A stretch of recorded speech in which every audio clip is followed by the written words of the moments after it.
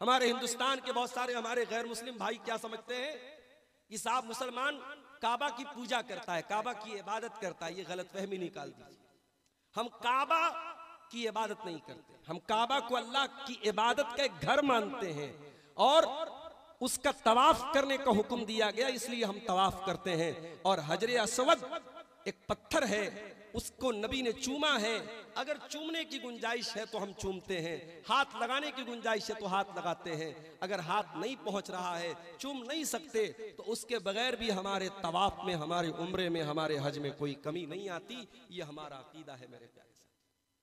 ये मैसेज भी हजरत उमर ने दे दिया कि हम हजरे अस्वद को कोई माबूद नहीं समझते, कोई मुश्किल कुशा नहीं समझते।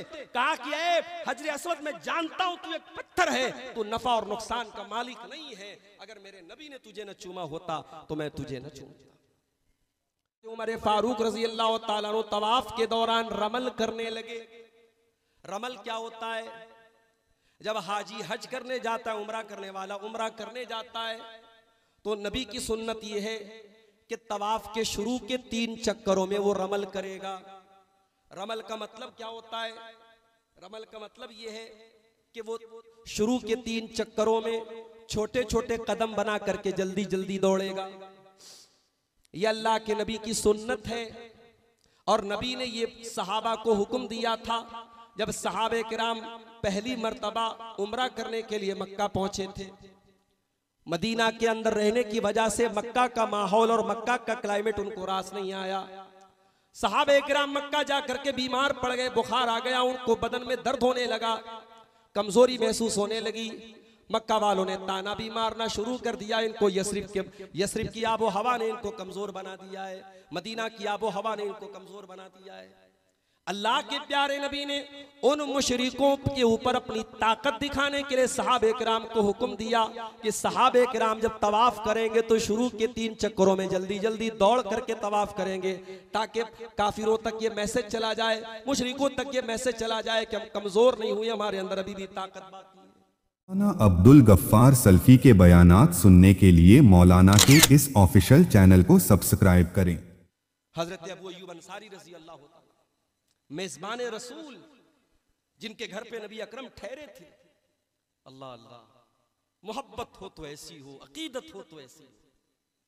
जब अल्लाह के नबी इनके घर पे ठहरे, अल्लाह के नबी ने फरमाया अस्सिफ्लु अरफक़ु बिना, ऐ अबू अय्यूब हमसे मेहमान मिलने जुलने आएंगे, मुझे नीचे के पोर्शन में रहने दो। उनका मकान 2 मंजिल का था। नबी अकरम ने इसरार किया। हजरत अबू अय्यूब अंसारी रजी अल्लाह तआला अन्हु के मकान में नीचे के पोर्शन में वो रहने लगे, और अबू अय्यूब अंसारी अपनी फैमिली के साथ ऊपर सो रहे हैं। अब रात में उनको ये ख्याल आ रहा है कि अल्लाह के नबी नीचे हैं और हम अल्लाह के रसूल के ऊपर, आपके ऊपर हम सो रहे हैं। इस ख्याल की वजह से उनको नींद नहीं आ रही। रात में घड़ा टूट गया तो पानी, इस बात का डर हुआ कि कहीं पानी नीचे चूने न लगे, अल्लाह के रसूल के आराम में खलल न पड़े। उन्होंने अपने कंबल और चादर से उस पूरे पानी को सुखा लिया और खुद मियां बीवी ने सर्दी की रात में बगैर चादर ओढ़े पूरी रात ठंडी में गुजार दी। ये मोहब्बत थी अल्लाह के रसूल सल्लल्लाहु अलैहि वसल्लम। खाना आता था अल्लाह के नबी का, जब अल्लाह के नबी खाना खा लेते थे, वो जब प्लेट वापस जाता था तो वो देखते थे कि जहां से अल्लाह के नबी सल्लल्लाहु अलैहि वसल्लम ने हाथ लगा के खाना खाया, वहीं से वो बचा हुआ खाना मैं खाया। इतनी मोहब्बत करते थे। एक मर्तबा खाना जैसे गया वैसे वापस चला आया। अबू अय्यूब अंसारी बहुत घबरा गए कि क्या बात है, मेरा खाना अल्लाह के रसूल ने वापस कर दिया। कहा अल्लाह के नबी क्या बात है? कहा कि उसमें कच्चा लहसुन था, मैं कच्चे लहसुन को पसंद नहीं करता हूं। तो हजरत अबू अय्यूब अंसारी ने कहा कि आज के बाद मैं भी नहीं खाऊंगा। साहबे किराम तो ऐसे लोग थे मेरे प्यारे साथी, नबी की एक एक अदा पे मरने वाले, नबी के एक एक इशारे के मुंतजिर, नबी के इशारे पर जान देने वाले सहाबे किराम से कभी हम ये तवक्को नहीं कर सकते कि वो नबी अकरम की इत्तिबा और नबी अकरम के तरीके से वो जरा सा भी इन्हेरा। अल्लाह के नबी के बड़े मशहूर सहाबी हजरत उमर फारूक रजी अल्लाह तआला अन्हु खाने काबा का तवाफ कर रहे हैं। खाने काबा का तवाफ करते करते जब हजरे अस्वद के पास पहुंचते हैं, हजरत उमर कहते इन्नी लआलम अन्नका हजर मा तनफउ वला तजुर, मैं जानता हूं तू एक पत्थर है, तू नफा का मालिक नहीं, तू नुकसान का मालिक नहीं। वलौला अन्नी रअयतु रसूलल्लाहि सल्लल्लाहु अलैहि वसल्लम क़ब्बलका मा क़ब्बलतुका, अगर मैंने अल्लाह के प्यारे नबी को तुझे चूमते हुए न देखा होता तो मैं तुझे न चूमता। क्या इत्तिबा का जज्बा है। नबी ने चूमा है इसलिए मैं तुझे चूम रहा हूं, और दुनिया को एक मैसेज भी दे दिया। हमारे हिंदुस्तान के बहुत सारे हमारे गैर मुस्लिम भाई क्या समझते हैं कि साहब मुसलमान काबा की पूजा करता है, काबा की इबादत करता है। ये गलतफहमी निकाल दीजिए। हम काबा की इबादत नहीं करते, हम काबा को अल्लाह की इबादत का एक घर मानते हैं, और उसका तवाफ करने का हुक्म दिया गया इसलिए हम तवाफ करते हैं। और हजरे अस्वद एक पत्थर है, उसको नबी ने चूमा है। अगर चूमने की गुंजाइश है तो हम चूमते हैं, हाथ लगाने की गुंजाइश है तो हाथ लगाते हैं। अगर हाथ नहीं पहुंच रहा है, चूम नहीं सकते, तो उसके बगैर भी हमारे तवाफ में, हमारे उम्रे में, हमारे हज में कोई कमी नहीं आती। ये हमारा अकीदा है मेरे प्यारे। ये मैसेज भी हजरत उमर ने दे दिया कि हम हजरे अस्वद को कोई माबूद नहीं समझते, कोई मुश्किल कुशा नहीं समझते। कहा कि ए हजरे अस्वद मैं जानता हूं तू एक पत्थर है, तू नफा और नुकसान का मालिक नहीं है। अगर मेरे नबी ने तुझे न चूमा होता तो मैं तुझे न चूमता। उसके बाद हजरत उमर फारूक रजी अल्लाह तआला अन्हु तवाफ के दौरान रमल करने लगे। रमल क्या होता है? जब हाजी हज करने जाता है, उमरा करने वाला उमरा करने जाता है, तो नबी की सुन्नत यह है कि तवाफ के शुरू के 3 चक्करों में वो रमल करेगा। रमल का मतलब क्या होता है? रमल का मतलब यह है कि वो शुरू के 3 चक्करों में छोटे छोटे कदम बना करके जल्दी जल्दी दौड़ेगा। यह अल्लाह के नबी की सुन्नत है, और नबी ने ये सहाबा को हुक्म दिया था जब सहाबे किराम पहली मर्तबा उम्रा करने के लिए मक्का पहुंचे थे। मदीना के अंदर रहने की वजह से मक्का का माहौल और मक्का का क्लाइमेट उनको रास नहीं आया। सहाबे किराम मक्का जाकर के बीमार पड़ गए, बुखार आ गया, उनको बदन में दर्द होने लगा, कमजोरी महसूस होने लगी। मक्का वालों ने ताना भी मारना शुरू कर दिया। इनको यस्रिब की आबो हवा ने इनको कमजोर बना दिया है, मदीना की आबो हवा ने इनको कमजोर बना दिया है। अल्लाह के प्यारे नबी ने उन मुशरिकों के ऊपर अपनी ताकत दिखाने के लिए सहाबे किराम को हुक्म दिया कि सहाबे किराम जब तवाफ करेंगे तो शुरू के 3 चक्करों में जल्दी जल्दी दौड़ करके तवाफ करेंगे, ताकि काफिरों तक ये मैसेज चला जाए, मुशरिकों तक ये मैसेज चला जाए कि हम कमजोर नहीं हुए, हमारे अंदर अभी भी ताकत बाकी है।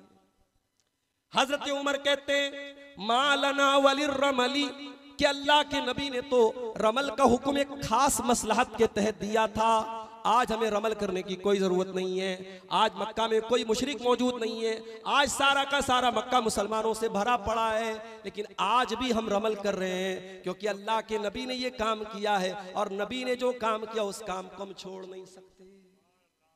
ये है इत्तिबा रसूल। रसूल ने जो काम कर दिया है उस काम को हम छोड़ेंगे नहीं, उसको थामे रहेंगे, उसको पकड़े रहेंगे। ये सहाबे किराम ने हमें और आपको सिखाया है। हजरत अमीर मुआविया रज़ी अल्लाह तआला अन्हु को देखो, वो खाने काबा का तवाफ कर रहे थे। खाने काबा का तवाफ करते करते खाने काबा के 4 कोने हैं, उसमें अल्लाह के नबी की सुन्नत है कि हजरे अस्वद को चूमा जाए, अगर चूम नहीं सकते तो उसको हाथ लगाया जाए, इस्तेलाम किया जाए।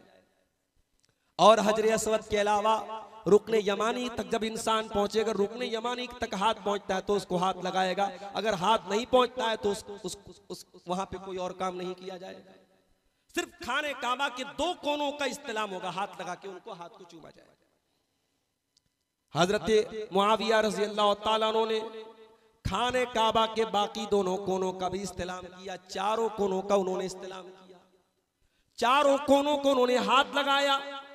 हजरत अब्दुल्ला बिन अब्बास रज़ी अल्लाह तआला अन्हु की नजर पड़ी, उन्होंने पूछा लिमा तस्तलिमु हाज़ैनुर रुकनैन, ऐ अमीर मुआविया क्या बात है, आप खाने काबा के बाकी दोनों कोनों का इस्तेलाम क्यों कर रहे हैं? कहने लगे ऐ अमीर मुआविया, मैंने तो अल्लाह के नबी को सिर्फ 2 कोनों का इस्तेलाम करते हुए देखा था, आप तो हर कोने का इस्तेलाम कर रहे हैं। हजरत मुआविया कहने लगे ऐ अब्दुल्ला इब्न अब्बास, लैसा शैउम मिनल बैत महजूरा, ये खाने काबा तो अल्लाह का घर है और अल्लाह के घर की कोई चीज छोड़ने के काबिल नहीं है। ऐ अब्दुल्ला इब्न अब्बास, अगर मैंने खाने काबा का इस्तेलाम कर लिया तो कौन सा गुनाह कर लिया? है तो ये खाने काबा, है तो ये अल्लाह का घर। कहा कि बिल्कुल सही कह रहे हैं, है तो ये अल्लाह का घर, मगर कुरान कहता है लक़द काना लकुम फी रसूलिल्लाहि उस्वतुन हसना।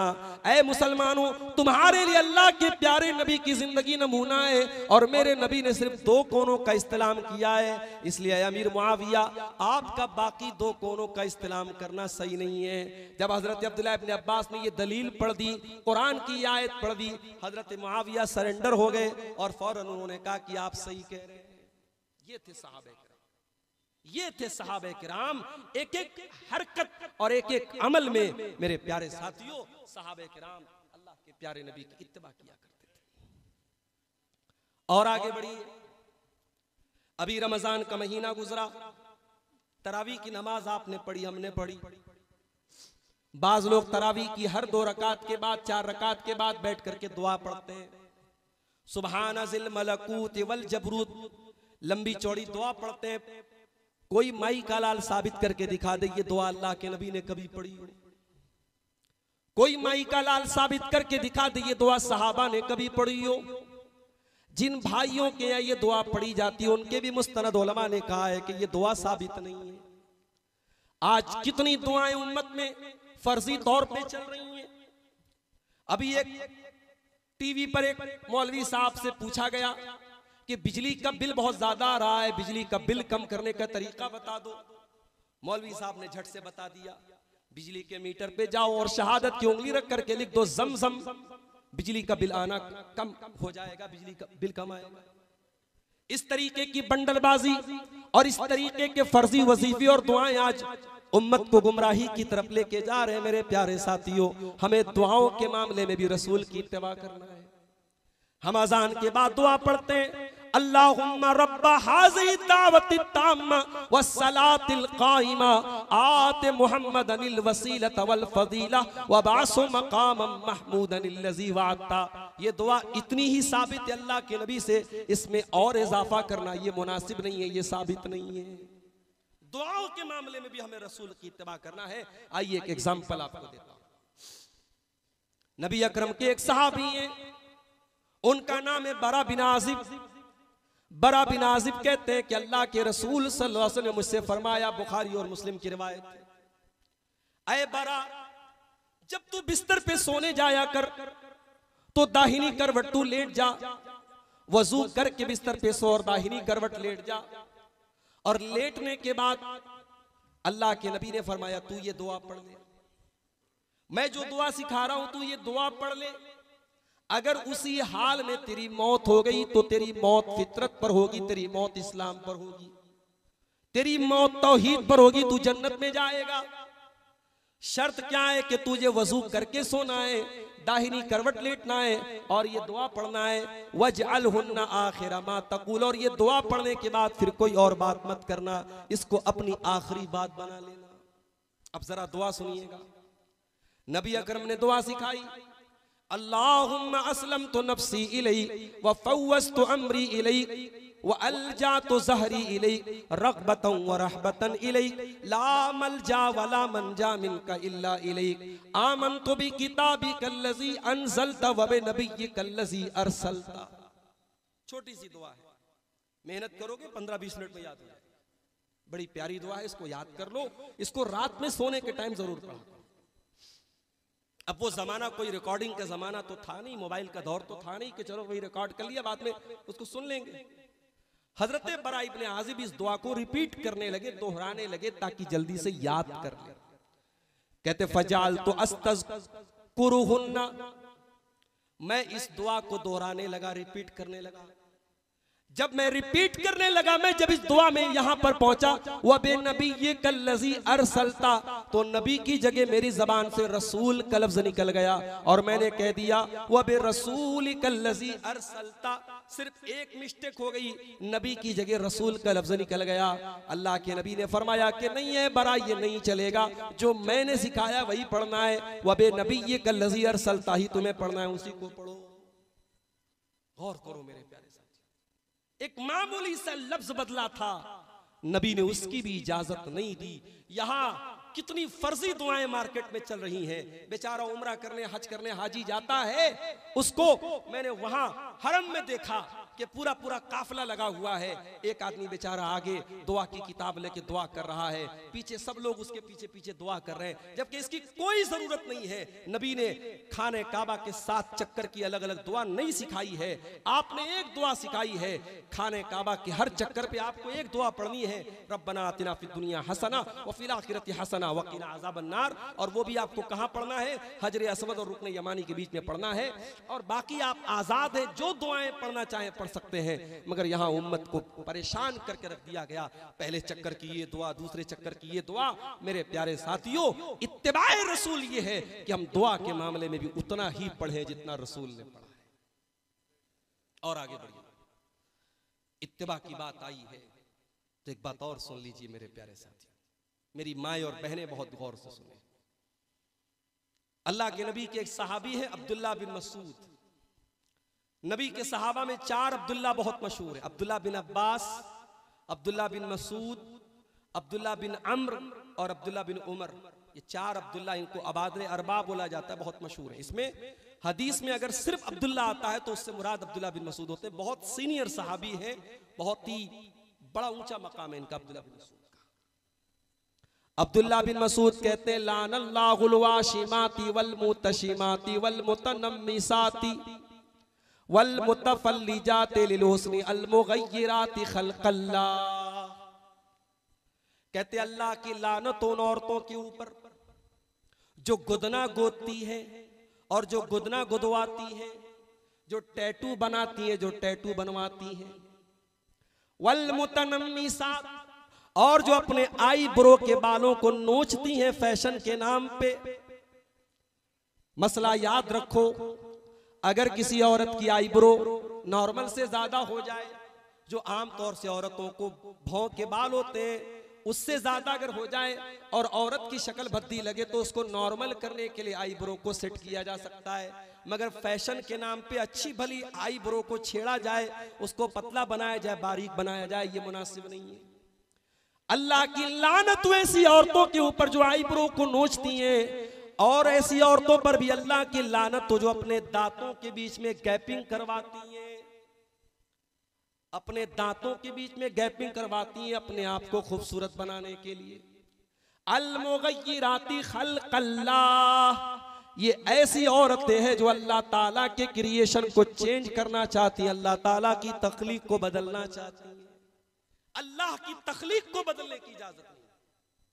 इसीलिए जो मर्द हजरात क्लीन शेव रहते हैं, उलमा ने लिखा है कि अल्लाह ताला ने जो, अल्लाह के रसूल की लानत है उन मर्दों पर जो औरतों की मुशाबहत इख्तियार करते हैं। उलमा ने लिखा है कि उसमें दाढ़ी को क्लीन शेव कराने वाला भी उसमें शामिल है, क्योंकि वो अपने आप को औरतों की मुशाबहत कर रहा है, औरतों से अपने आप को मिला रहा है। अल्लाह ताला ने आपको दाढ़ी के साथ पैदा किया है। अल्लाह की लानत हो ऐसी औरतों पर। ये पूरी हदीस बयान की अब्दुल्ला बिन मसूद ने। जब ये बात लीक हुई और मंजरे आम पर आई तो एक औरत जो कबीले बनु असद की थी, उसका नाम उम्मे याकूब था, उस औरत तक ये बात पहुंची। वो औरत आई और आकर के कहने लगी कि अय अब्दुल्ला बिन मसूद, मुझे पता चला है कि आप ऐसी ऐसी औरतों पर लानत कर रहे हैं। कहा कि हाँ मैंने लानत किया है। कहा कि इसकी दलील क्या है? कहा कि मैं क्यों ना ऐसी औरत पर लानत करूं जिन औरतों पर अल्लाह के रसूल ने भी लानत की और जिनके ऊपर कुरान में भी लानत की गई है। बड़े गौर से सुनिएगा। जब अब्दुल्ला बिन मसूद ने कहा कि ऐसी औरतों पर कुरान में भी लानत है, तो वो औरत कहने लगी, क़राअतु मा बैन अद-दफ़्तैन, अय अब्दुल्ला मैंने पूरा कुरान पढ़ा है, अल्हम्दुलिल्लाह रब्बिल आलमीन से लेकर मिनल जिन्नति वन्नास तक पूरा कुरान पढ़ा है। पूरे कुरान में कहीं पर मुझको कोई ऐसी आयत नहीं मिली। पता ये चला कि वो औरत कुरान की हाफिजा थी, उसने पूरे कुरान को मेमोराइज किया था, याद किया था। आज कितनी आपकी उम्मत की बेटियां हैं जो कुरान की हाफिजा हैं। काश उम्मत की बेटियां अगर कुरान की हाफिजा होती तो हमारे सामने ये खबरें ना आती कि फलां गैर मुस्लिम के साथ फरार हो गई, फलां के साथ फरार हो गई, और फलां का नाम निशात था वो निशा सिंह बन गई, और फलां ने इस्लाम को छोड़ करके फलां मजहब कबूल कर लिया। ये वाकयात हमारे सामने ना आते अगर हमने अपनी बच्चियों को वाकई में कुरान और हदीस सिखाया होता। माफ करना, हमारी लड़कियां अगर आज घर से नकाब भी पहन करके निकलती हैं तो बस वो एक कल्चर के तौर पे निकलती हैं। उनको ये बताया गया कि तू मुसलमान लड़की है, तू नकाब पहन के निकलती है। उसको ये नहीं पता कि नकाब अल्लाह का हुक्म है, शरीयत का हुक्म है, कुरान का हुक्म है। उसको कुरान किसी ने पढ़ाया ही नहीं, उसको मौलवी साहब ने और हाफिज जी ने रट्टू तोते की तरह कुरान पढ़ा दिया। उसने कभी कुरान का माना और मतलब समझने की कोशिश ही नहीं की। मेरे प्यारे साथियों, नबी के दौर की औरतें कुरान को समझती। तो मुझे मालूम हुआ है कि आपके घर में भी ये सारे काम हो रहे हैं, आपकी कोई बीवी भी ऐसा काम करती है। कहा जा करके तू देख ले। औरत घर के अंदर जाती है और आ करके शर्मिंदगी के साथ कहती है मैं माफी चाहती हूँ, मुझे गलत खबर मिली थी। कहा कि सुन ले, अगर मेरी कोई बीवी अगर ये काम करती जिस काम पर अल्लाह की लानत हो रही है तो मैं उस बीवी को अपने निकाह में बाकी न रखता, मैं अपने घर से उसको निकाल देता। रसूल की नाफरमानी करने वाली औरत मेरी बीवी बन के रह ही नहीं सकती। ये थे सहाबे किराम। इत्तिबाए रसूल इसको कहते हैं मेरे प्यारे साथियों। रसूल ने जो कहा, जितना कहा, उसको अपने लिए काफी समझा। आज दावा, रसूल से मोहब्बत का दावा कौन मुसलमान नहीं करता है? कोई मुसलमान जो ये कहे कि मैं रसूल से मोहब्बत नहीं करता?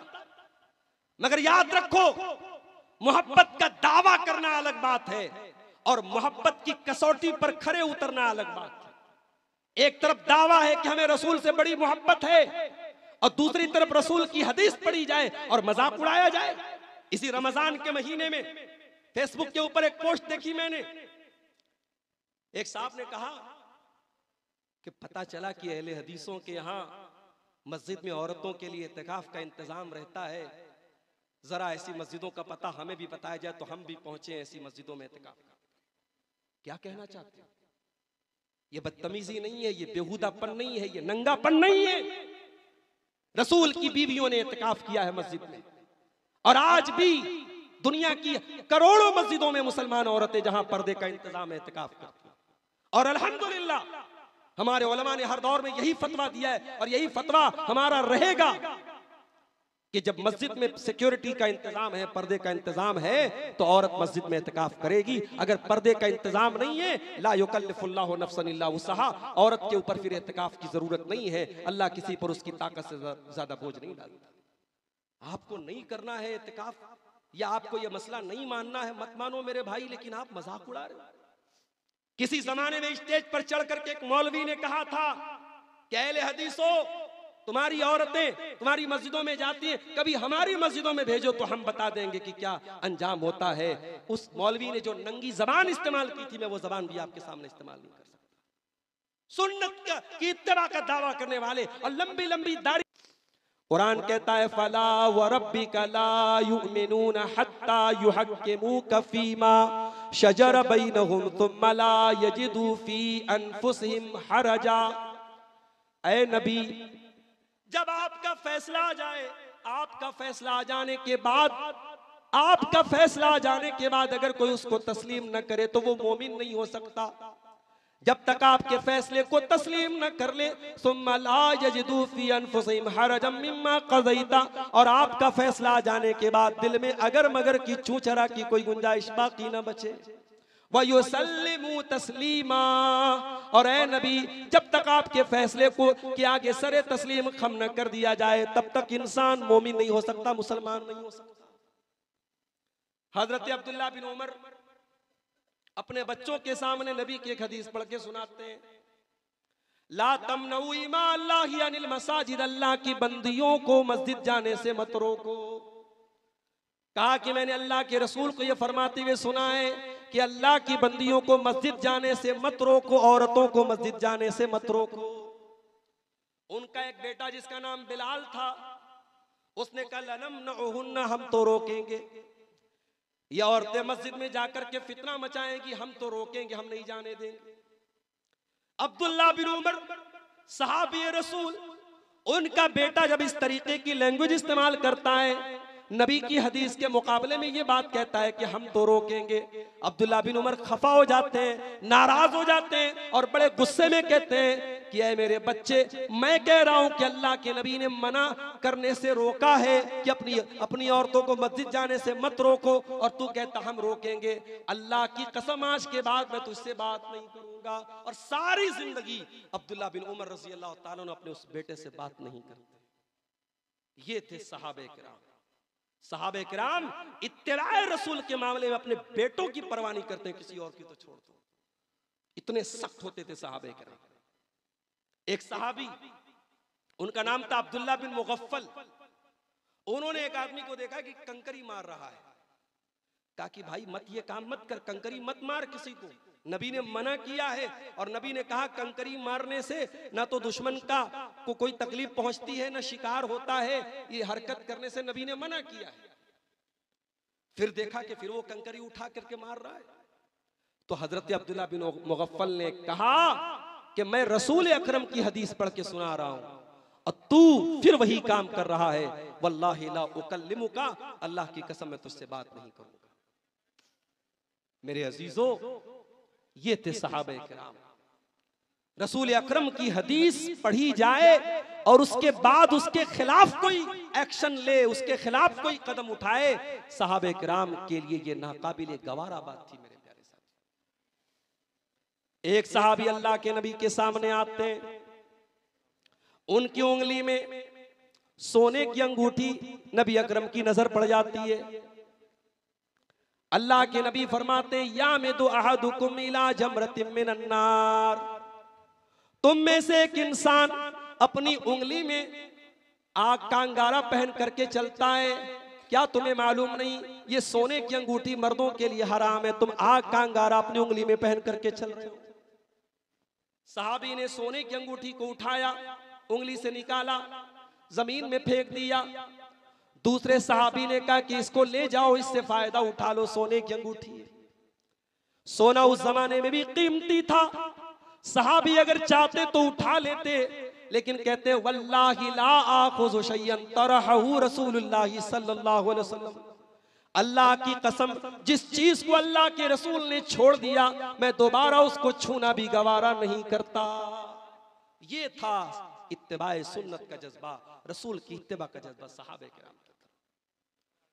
और याद रखो मेरे भाई, सहाबे किराम सिर्फ नेकी के मामले में नहीं, दुनिया के मामलात में भी रसूल की इत्तिबा करते थे। और जहां उन्होंने अगर उनसे कोई चूक हुई फौरन अल्लाह के नबी ने टोका है और मना किया। एक सहाबी जिनका नाम उस्मान बिन मज़ून था, उनकी बीवी हजरत आयशा के पास आई। हजरत आयशा ने देखा कि उनकी बीवी बहुत बिखरे बालों में है, कपड़े मैले कुचैले, अजीब गरीब शक्ल बनी हुई है। पूछा कि क्या बात है, तू शादीशुदा होकर के ऐसी क्यों बनी है? भाई शादीशुदा औरत है तो कपड़े वगैरह से ये समझ में आएगा कि हाँ अपने आप को मेंटेन करके रखेगी, शादीशुदा औरत है। मगर वो औरत जिसका नाम खौला बिनते हकीम था, वो बिल्कुल परागंदा बाल, मैले कुचैले कपड़े। हजरत आयशा ने कहा क्या बात है? तो कहा कि मेरे शौहर को मुझसे कोई मतलब ही नहीं, दिन में रोजा रखते हैं, रात में नमाज पढ़ते हैं, बीवी के हुकूक क्या हैं, बीवी की जिम्मेदारी क्या, उनको कोई मतलब ही नहीं है। अल्लाह के प्यारे नबी तक जब ये खबर पहुंची, आपने उस्मान बिन मज़ून को बुलवाया। आपने फरमाया ऐ उस्मान, ये मैं क्या सुन रहा हूं, लम तुक्तब अलैना रहबानिया। ऐ उस्मान कान खोल करके सुन लो, रहबानियत का हुक्म हमें नहीं दिया गया है। ऐ उस्मान, मुझे जो शरीयत दी गई है उसमें मुझे खाना खाने का भी हुक्म दिया गया है, रोजा रखने का भी हुक्म दिया गया है, रात में आराम करने का भी हुक्म दिया गया है, तहज्जुद पढ़ने का भी हुक्म दिया गया है, और निकाह करने का भी हुक्म दिया गया है। ऐ उस्मान, अपनी बीवी का भी हक अदा करो, अपने जिस्म का भी हक अदा करो, अपने रब का भी हक अदा करो। तो इत्तिबाए रसूल ये है मेरे प्यारे साथी कि हम दीन और दुनिया दोनों मसाइल में, दोनों मामलात में हम रसूल के हिसाब से चले, रसूल के तरीके पर चले। आज बहुत सारे लोग हैं वो ये समझते हैं कि साहब अल्लाह को राजी करना है शादी मत करो, जंगलों में चले जाओ, बयाबानों में चले जाओ, आबादी छोड़ दो। माफ करना, मेरे नबी का तरीका ये है कि आपको शादी भी करना है, बच्चों का भी हक अदा करना है, माँ बाप का भी हक अदा करना है, और इन सब के बीच में अल्लाह का भी हक अदा करना है। इसी बैलेंस का नाम, इसी तवाजुन का नाम मेरे प्यारे साथियों इत्तिबाए सुन्नत है। मौलाना जरजीत साहब सिराजी स्टेज पर आ चुके हैं। एक आखिरी बात बयान करके बात खत्म करता हूँ। इत्तिबाए रसूल का मौजू चल रहा है, हमारी माएँ बहनें भी आई हैं। एक बात कहना चाहूंगा उनसे, उनके ताल्लुक से एक मिसाल देके बात खत्म करूंगा। नबी अकरम के दौर में जब पर्दे का हुक्म नहीं उतरा था, औरतें बेपर्दा घर से निकलती थी, चलती थी, उसी दौरान सूरह नूर की आयत उतरी। अल्लाह ने फरमाया वलियज़रिबना बिखुमुरिहिन्ना अला जुयूबिहिन्ना, ऐ मुसलमान औरतों, जब तुम घर में भी रहो, अपने रिश्तेदारों के सामने भी रहो, तो अपने दुपट्टों को अपने गरेबानों पर रख लो, अपने सीने पर रख लो। एक औरत का को अल्लाह ताला कुरान में दुपट्टा रखने का तरीका बता रहा है। इसका मतलब कि औरत का लिबास, औरत का ड्रेस अल्लाह की नजर में इतनी इंपॉर्टेंट चीज है कि कुरान में अल्लाह औरत को दुपट्टा रखने का तरीका बता रहा है। वलियज़रिबना बिखुमुरिहिन्ना अला जुयूबिहिन्ना, ऐ मुसलमान औरतों, अपने दुपट्टों को अपने गरेबान पर, अपने भाई के सामने, अपने बाप के सामने, अपने ससुर के सामने, अपने महरम रिश्तेदारों के सामने भी तुम्हारा दुपट्टा तुम्हारे गरेबान पर होना चाहिए, सीने पर होना चाहिए। हजरत आयशा फरमाती है, बुखारी की रिवायत है, यरहमुल्लाहु निसाअल मुहाजिरातिल उवल, अल्लाह ताला रहमत नाजिल फरमाए उन औरतों पर जो पहले पहले हिजरत करके आई थी। जब कुरान की ये आयत उतरी, वलियज़रिबना बिखुमुरिहिन्ना अला जुयूबिहिन्ना, ऐ मुसलमान औरतों, तुम अपने दुपट्टों को अपने गरेबान पर डाल दो। जब ये आयत उतरी, उन औरतों ने इंतजार नहीं किया कि घर जा करके दुपट्टा जब मिलेगा तब वो दुपट्टा ओढ़ेंगी। शक़क़ना मुरूतहुन्ना, उन्होंने अपनी चादरों को फाड़ करके उसी से दुपट्टा बना लिया और उससे अपने सीनों को, अपने सर को ढांप लिया। उन्होंने कुरान की आयत के उतर जाने के बाद एक पल की भी ताखीर नहीं की। ये थी सहाबियात। सिर्फ सहाबा की बात नहीं है, सहाबियात का ये हाल था कि उन्होंने इंतजार नहीं कि घर जाएंगी दुपट्टा मिलेगा तब दुपट्टा ओढ़ेंगी। उन्होंने अपनी जो लंबी चौड़ी चादर थी, उसी चादर में से कट करके, फाड़ करके उसको अपना दुपट्टा बना लिया। मेरी प्यारी माँ और बहनों, आज अफसोस के साथ कहना पड़ता है कि आज हमारे घरों से हया खत्म हो रही है, पर्दा खत्म हो रहा है। ईद का त्योहार अभी गुजरा, आप किसी भी बड़े शहर में चले जाएं, रेलवे स्टेशनों पर आप देख लें, एयरपोर्ट्स पर आप देख लें, बड़ी तादाद में मुसलमान औरतें आपको बगैर नकाब के, बगैर दुपट्टे के तफरी करती हुई नजर आ जाएंगी। माफ करना मेरी प्यारी माँ और बहनों, रसूल की इत्तिबा का हुक्म आपको भी है। अगर रसूल ने कह दिया कि मुसलमान औरत घर से बगैर पर्दे के न निकले, तो अब आपके लिए ये शरीयत का एक हुक्म हो गया। अब ये आपके लिए ऑप्शनल नहीं है, ये आपके लिए ये बिल्कुल जरूरी हो गया, ये आपके लिए बिल्कुल लाजिम हो गया कि जब आप घर से निकले तो पर्दे और हिजाब में निकले। मेरे अजीजों, दुआ कीजिए अल्लाह ताला हम सबको अपने रसूल की इत्तिबा करने की तौफीक अता फरमाए, और हमारे वो भाई जो रसूल की इत्तिबा के इस मफहूम को सही तरीके से नहीं समझ पा रहे हैं या इसके ताल्लुक से कुछ गलत फहमियाँ उनके दिलों में हैं, अल्लाह ताला उनको अपनी गलत फहमी को दूर करने की तौफीक अता फरमाए। अल्लाह हर किस्म की बिदात व खुराफात से हम सब की हिफाजत फरमाए। रब्बुल आलमीन हमारी माँ बहनों को भी, हमारे नौजवानों को, सबको अपने अकीदे में, कौल व अमल में रसूल अकरम की इत्तिबा करने की तौफीक अता फरमाए।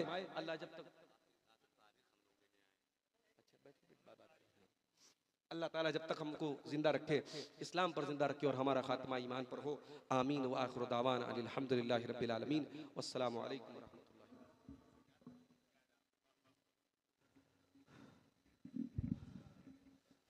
जज़ाकल्लाहु खैरा।